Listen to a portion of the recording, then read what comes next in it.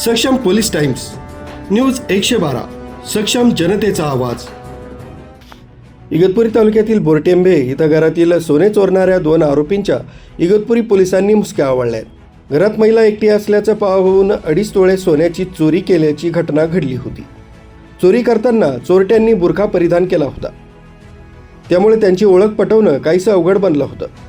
परंतु CCTV आणि माहितीच्या आधारे पोलिसांनी तपास करत त्याच परिसरात राहणाऱ्या एक पुरुष आणि एका महिलेला अटक केली आहे। आरोपींकडून चोरी गेलेला संपूर्ण मुद्देमाल पोलिसांनी हस्तगत केलाय। त्यांना न्यायालयात हजर करण्यात आला असता न्यायालयानं त्यांना 1 दिवसाची पोलीस कोठडी सुनावली आहे।